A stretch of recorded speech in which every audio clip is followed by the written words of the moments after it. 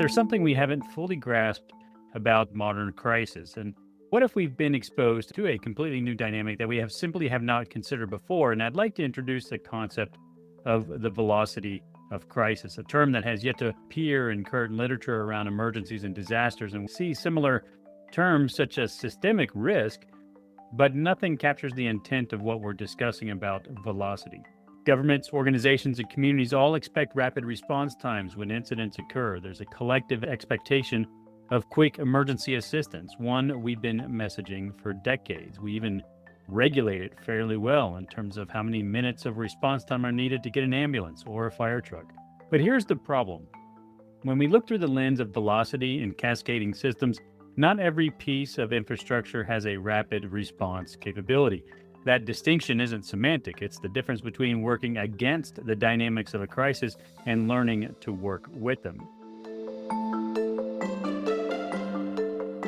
Hi, everyone, and welcome to the Crisis Lab podcast. I'm Kyle, and I'll be your host today. We will cover another one of our articles that we have published on LinkedIn.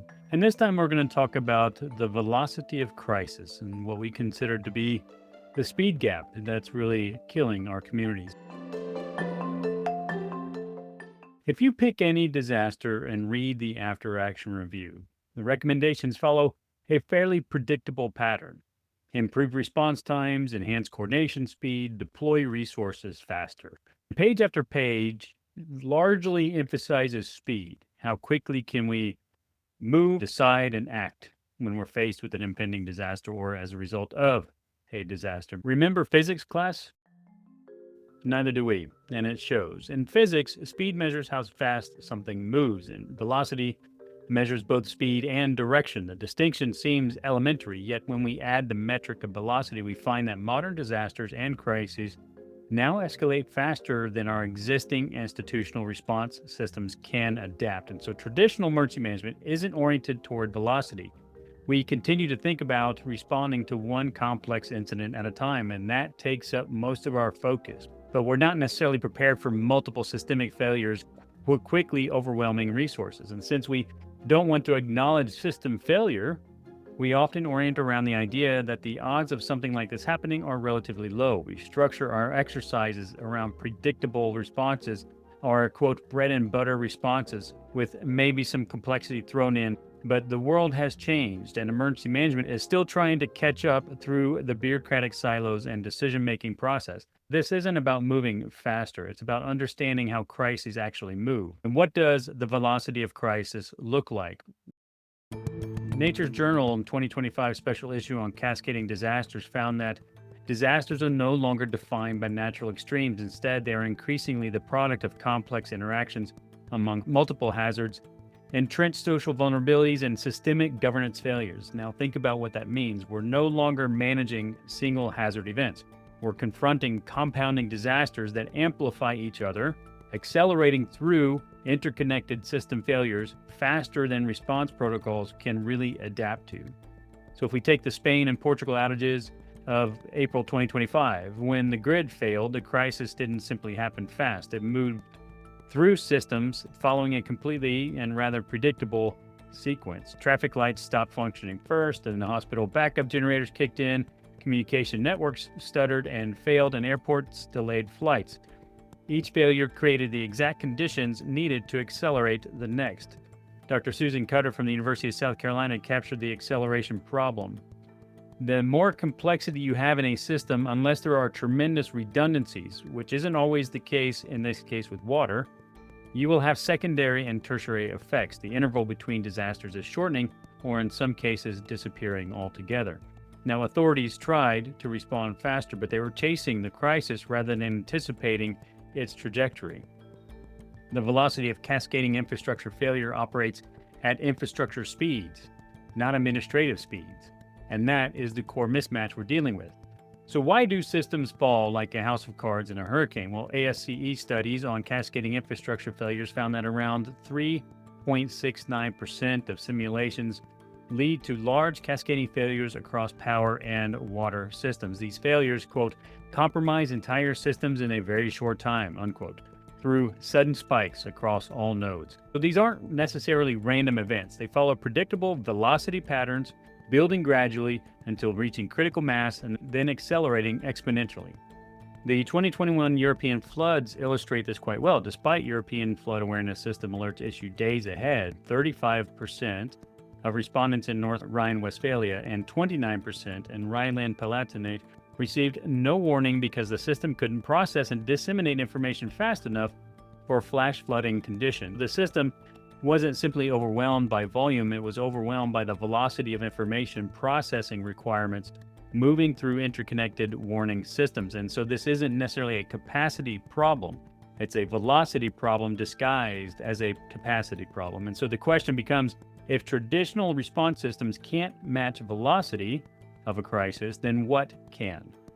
So what happens when speed isn't enough? And while human-centered response systems consistently fail to match the velocity of a crisis, technology solutions can bridge this gap by working with the physics of how a crisis can actually spread through these interconnected systems. Consider California's Alert California program, which has demonstrated early wildfire detection capabilities, alerting authorities and enabling faster firefighter response and evacuations. The system represents decades of evolution from basic camera networks to sophisticated AI-enabled detection systems.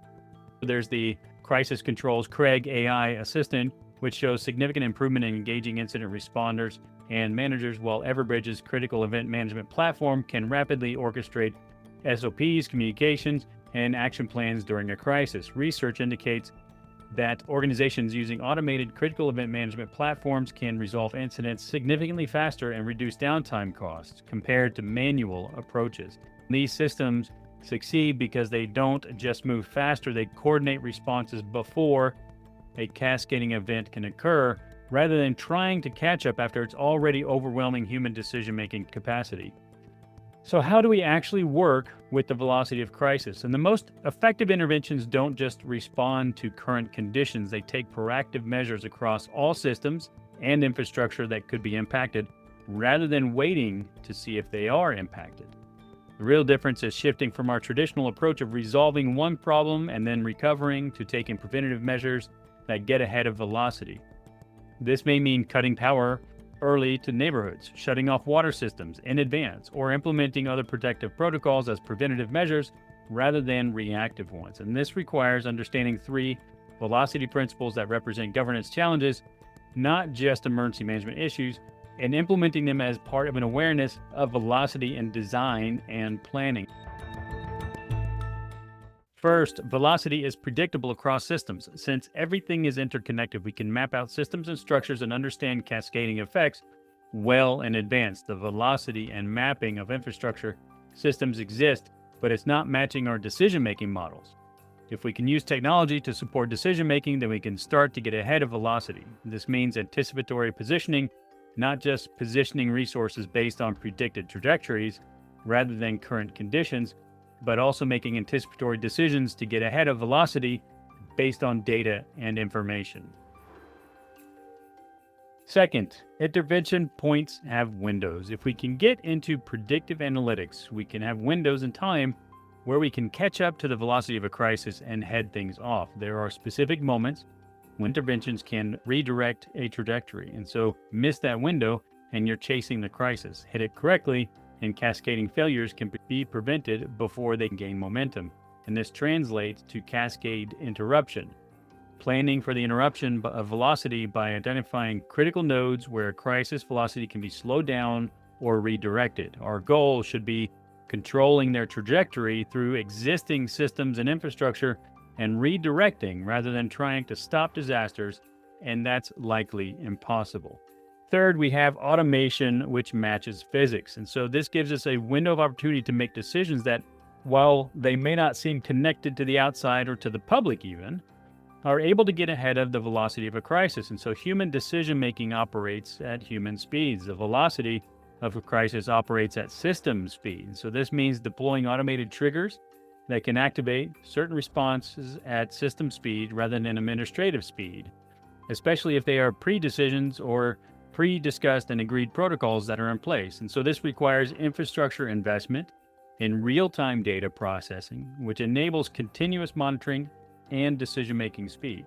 Now, all of this requires orchestration, as many decisions and preparatory actions taken in advance or pre-agreed as much as possible so that automation can help while leaving the more consequential and complex decisions for the human level decision making, always maintaining that sort of human in the loop type of response. So what is the future of emergency management when we have to compensate for velocity? And so emergency management as a field must change from largely reactive human-centric decision-making model to one that's augmented by technology and those technological approaches that can operate and expedite decisions and pre-decisions in order to interrupt the velocity of a crisis. And so the key point is that technology adaptation, pre-agreed decisions, and interruption methodology is going to help shape the future. And we're not talking about eliminating human judgment and decision making. We're enabling human decision makers to operate at speeds that modern crises now demand. And so the real question is, are we ready to stop running behind and start getting ahead? Emergency management as a government function faces transformation comparable to the technology and innovation disruption of other professions. Everyone who's been watching the news can see that velocity's overwhelming response capability, from LA fires to Texas power outages to floods across multiple states. It's always a story of overwhelming response and connected systems. And the velocity of crisis challenge isn't just about building faster response systems. It's about building systems that understand where the crisis is traveling and where it's going to, and how can we mitigate the acceleration as part of the response. And we have, quote, smart cities. How far are we from having, quote, smart emergency management? In a world of compounding, cascading, and persistent disasters with perpetual recovery, success won't belong to those who respond fastest to the current conditions. It will belong to those who can understand velocity and implement systems that allow them to mitigate the velocity of a crisis as part of their response. So the physics haven't changed. Our understanding of them can, and maybe that understanding is enough to transform everything else that follows. Thanks for tuning in to the Christ-Led Podcast, and we hope that today's episode has provided you with some new insights and perspectives to help you better navigate the challenges of your field. And remember, each episode for us is at least a step forward and towards mastering the complexities of crisis management, and we're here to share the knowledge along the way. So thanks again, and we'll see you in the next episode.